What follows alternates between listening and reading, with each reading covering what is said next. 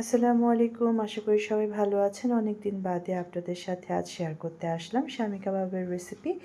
এখানে আমি ৫০০ গ্রাম মুরগির বুকের কিমা নিয়েছি এবং তাতে আমি দিয়েছি ৬ থেকে ৭ পিস ভেজানো পাউরুটি। জাস্ট পাউরুটিটাকে একটু ভিজিয়ে আমি পানিটা নিংড়ে নিয়েছি।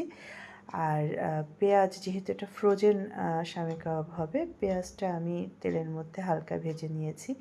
কাঁচা মরিচ দিয়েছি আর সব মসলা আধা চা চামচ করে দিয়েছি।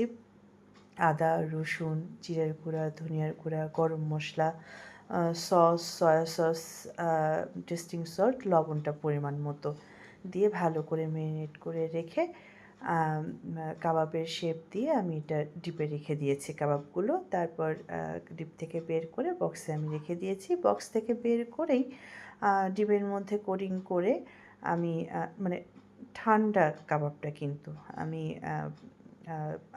অল্প আঁচে অল্প কিছু তেল দিয়ে আমি কিন্তু ভেজে নিয়েছি, আপনারা দেখতে পাচ্ছেন। তো খুব আস্তে আস্তে করে ভাজতে হবে, তাড়াহুড়ার এখানে কোনো কিছুই নেই। অথবা আপনারা ডুবো তেলেও ভাজতে পারেন এইভাবে। সেক্ষেত্রে আঁচটা প্রথমে একটু বাড়িয়ে নিতে হবে, তারপর একটু কমিয়ে নিতে হবে। তো আপনারা এই কাবাব বাচ্চাদের স্কুলের টিফিনে দিতে পারেন।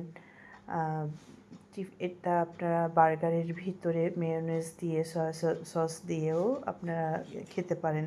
বাচ্চারাও বেশ মজা পাবে খেয়ে।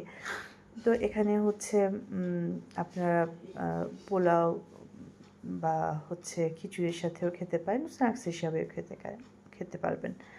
তো যাই হোক, আশা করি ভালো লাগবে। বাসায় ট্রাই করে দেখবেন। আহামরি কঠিন কিছু না। আজ এই পর্যন্তই। ভালো থাকবেন। আল্লাহ হাফেজ।